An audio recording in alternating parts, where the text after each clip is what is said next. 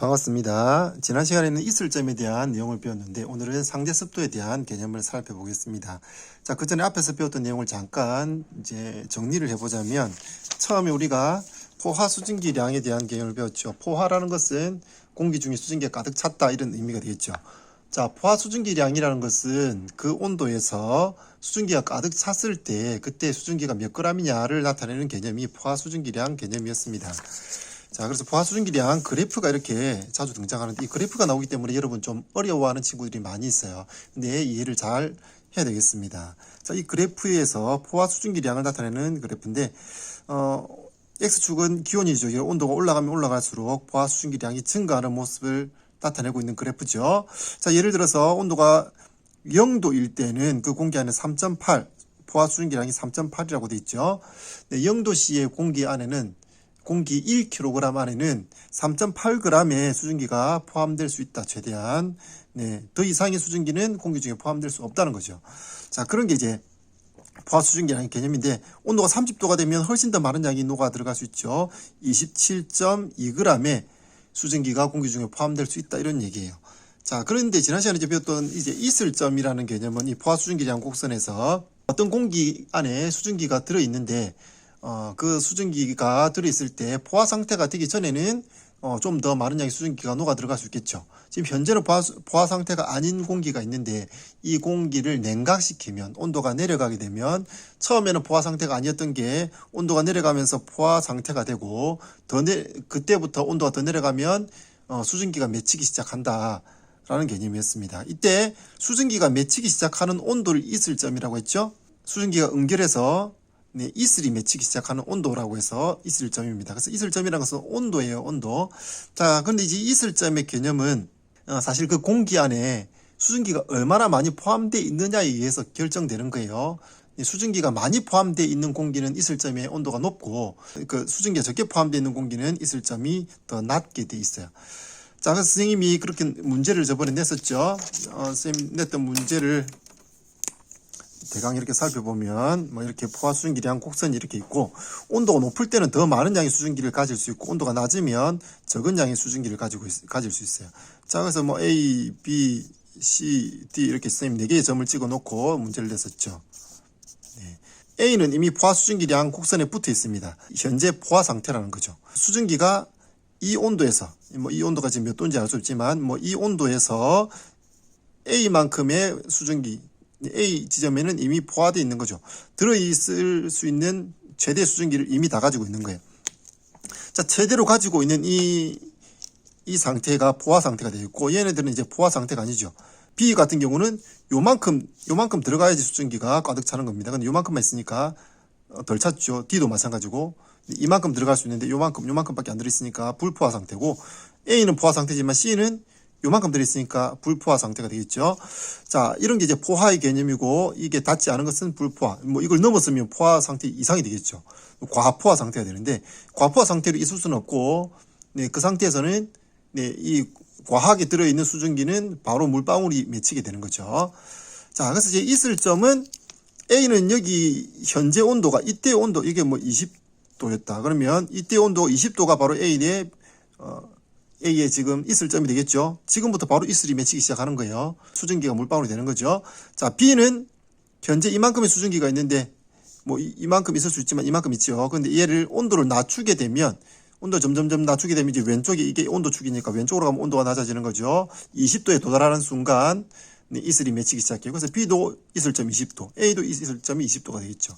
자, C는 현재 온도 20도지만 아직 불포화 상태고 온도를 낮추면 네, 여기 도달해서 이슬이 맺히기 시작하죠. 이때 온도 예를 들어 10도다. 그러면 C의 이슬점은 10도가 되겠죠. 자, D의 이슬점은 역시 10도죠. 자, C와 D는 같은 양의 수증기를 가지고 있기 때문에 같은 양의 수증기이기 때문에 얘도 온도를 계속 낮추면 10도씨가 되는 순간 이슬이 맺히기 시작하는 거예요. 자, 그래서 이게 이슬점의 개념이었습니다. 자, 오늘 이제 상대습도라는 개념을 살펴볼 건데요. 자, 상대습도가 뭐냐? 상대습도라는 것은 네, 여기 나와 있죠. 교과서에 보니까 공식이 잘 나와 있습니다. 현재 기온에서의 포화 수증기량 분의 현재 공기에 포함되어 있는 실제 수증기량 곱하기 100 이렇게 수식이 나와 있고 수식 안에도 엄청나게 긴 문장이 들어있어서 여러분 조금 복잡하게 느낄 수 있는데 사실 개념을 잘 이해하면 별로 어려운 내용이 아니에요. 습도라는 개념은 우리가 얼마나 습하냐 건조하냐를 따지는 개념이죠. 그래서 공기가 건조하거나 습한 정도를 나타내는 개념이 습도인데 우리가 평상시에 습도라고 얘기하면 이 습도는 항상 상대 습도를 뜻하게 돼요. 실제로 공기 중에 얼마나 많은 양의 수증기가 들어있느냐를 따지는 게 아니라 최대한 들어갈 수 있는 양이 얼마인데 얼마만큼 차 있다.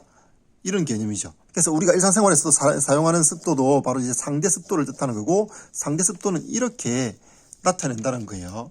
자, 그게 무슨 말이냐 하면 C하고 D하고 지금 현재 수증기 양이 같죠. 같은 양의 수증기가 있는 거예요. 네, C도 요만큼. 이게 뭐 몇 g인지는 요렇게 따라가 보면 여기에 적혀 있는 숫자가 이때에 지금 들어있는 수증기의 양이, 공기 중에 들어있는 수증기 양이 되겠죠. C라는 공기. 자, D라는 공기도 똑같은 양의 수증기가 들어있어요. 여기 따라가 보면 이게 수증기 양이죠. 자, 이 Y축이 수증기량, X축은 온도입니다. 그래서 C는 온도가 20도이면서 수증기가 이만큼. 자, D는 뭐 온도가 더 높게 30도라고 하면, 자, 30도이면서 수증기 이만큼. C와 D는 둘 다 수증기의 양은 같죠. 근데 지금 현재 온도가 C와 D는 다른 겁니다. 습도를 따질 때 절대적으로 얼마나 공기 중에 수증기가 많으냐 적으냐를 따진다고 한다면 C와 D는 똑같은 양의 수증기가 있으니까 얘는 습도가 같다라고 얘기해야 되겠죠. 네, 그렇지만 습도의 개념은 실제로 이런 절대적으로 수증기 양이 얼마냐를 따지는 개념이 아니라 상대적인 개념이에요. 자, 상대적이란 게 뭐냐? C와 D는 자, 같은 양의 수증기를 갖고 있고 같은 크기의 1kg의 공기지만 자, 근데 얘는 지금 온도가 낮고 20도고 얘는 온도가 높고 30도예요. 자, 그러면 이 C의 경우는 최대로 들어갈 수 있는 수증기량, 이게 포화 수증기량이죠. 포화 수증기량 곡선이 있는데 자, 이만큼이 최대량이에요. 자, 20도일 때에 공기 중에 포함될 수 있는 수증기 양의 최대는 요만큼이에요. 자, 요만큼 들어갈 수 있는데 C는 요만큼 들어있는 거죠. 눈짐작으로 봤을 때 한 절반 정도 들어있는 것 같아요. 자, 요만큼 들어갈 수 있는데 요만큼 들어있어요. 절반 정도 들어있다. 한 50% 들어있는 거죠. 그래서 이 C의 지금 현재의 상대 습도는 50%인 겁니다. 50%. 이게 상대 습도의 개념이에요. 자, 이만큼 들어갈 수 있는데 요만큼 들어있다. 절반만 들어있다. 절반만 차있다. 50% 차있다. 그래서 C의 현재 상대 습도는 50%다. 이렇게 얘기할 수 있죠. 자, D는 훨씬 더 많은 요만큼. 네. 이거 보니까 뭐 여기 값이 안 적혀 있는데 자, 이만큼 이렇게 많은 양의 수증기를 포함할 수 있어요. 왜냐하면 온도가 높으니까. 온도 높을수록 그 수증기를 더 많이 포함할 수 있죠, 공기가. 그래서 이제 온도 높은 공기이기 때문에 D는 네, 이만큼 이렇게 많이 수증기를 포함할 수 있는데 요만큼밖에 안 들어있어요. 자, C에 비해서는 들어있는 수증기 양은 똑같지만 얘는 요만큼 들어갈 수 있는 공간은 요만큼 들어있는 거고 50% 정도고 얘는 이렇게 큰 공간 안에 요만큼밖에 안 들어있는 거예요. 자, 그러면 D의 습도는 얼마? D의 습도는 요 전체의 이 양분의 이거 곱하기 100이 되는 거죠. 이만큼의 공기의 양이 뭐 예를 들어서 10이라고 칩시다. 이게 10이고 여기는 20이고 한 40 정도 된다. 최대 한 40까지 들어갈 수 있는데 공기가 10밖에 안 들어있어요. 40분의 10. 네, 40분의 10이니까 곱하기 100 하면 네, 4분의 1이니까 25% 나오겠죠. 25%. 자, 그래서 이제 D는 이때 상대 습도가 25%인 거고 이 C는 상대 습도가 50%인 거죠. 이 둘 다 가지고 있는 수증기 양은 같지만 상대 습도는 이렇게 차이가 난다는 거예요. 자, 그러면 절대적으로 가지고 있는 수증기 양을 나타내는 개념은 뭐냐? 절대 습도냐? 근데 절대 습도라는 말은 없어요. 자, 절대 습도라고 하지 않고 이걸 뭐라고 하느냐 하면 이슬점이 되는 거예요. 이슬점. 지난 시간에 배웠던 이슬점이죠. 자, C와 D는 이슬점이 똑같다 했어요. 이슬점은 공기 중에 수증기가 몇 그램 들어있는지를 따지는 게 아니라 이슬이 맺히기 시작하는 온도를 가지고 숫자로 나타내긴 했지만 결국에는 이슬점은 그 공기가 가지고 있는 수증기의 양이 얼마인지를 알 수 있는 개념이 되는 거예요. 자, 왜냐하면 이제 실제 수증기 양이 C와 D가 같기 때문에 이슬점은 10도로 똑같죠. 네, 이슬점의 온도가 높다는 얘기는 자, A와 B의 이슬점은 20도였죠. 20도. 네. 이슬점이 높다는 얘기는 네, 많은 양의 수증기를 가지고 있다는 얘기예요. 절대적으로 수증기가 많은 공기는 이슬점이 높고 절대적으로 수증기가 적은 양의 수증기를 가지고 있는 공기는 이슬점이 낮고 그래서 절대적으로 수증기의 양이 많다 적다는 이슬점 개념으로 알 수 있는 거예요. 이슬점이 온도가 낮으면 그 공기 안에 수증기 양이 적은 거고 이슬점이 온도가 높으면 수증기가 많은 거고 그런 거죠. 얼마만큼 많은 거냐, 몇 그램 들어있는 거냐는 이 그래프를 보면 알 수 있는 거죠. 이술점 10도인 공기가 있다. 그럼 그 공기 안에는 수증기가 얼마만큼 들어있느냐, 포화 수증기량 곡선에서 10도에 해당하는 여기 있는 이 숫자가 바로 그 공기 안에 들어있는 수증기 양이 되는, 절대적인 수증기 양이 되는 거죠. 자, 그래서 절대적인 수증기 양은 절대 습도 이렇게 얘기하지 않고 이슬점의 개념을 가지고 이슬점의 온도를 보고 공기 중에 이 수증기를 많이 갖고 있는 공기구나, 적게 갖고 있는 공기구나, 이렇게 얘기할 수 있는 거고, 우리가 실제 습도를 따질 때는 상대 습도를 따지는 거예요. 총 들어갈 수 있는 양이 얼만큼인데 그 중에 얼마만큼 몇 퍼센트를 차지하고 있다. 그게 바로 상대습도 개념이죠. 자, 왜 이렇게 상대습도를 따지느냐, 절대적으로 양을 따지지 않고 상대습도를 따지는 이유는 상대습도가 실제로 우리가 느끼게 되는 습한지 건조한지를 느끼게 되는 그 정도가 되는 거예요.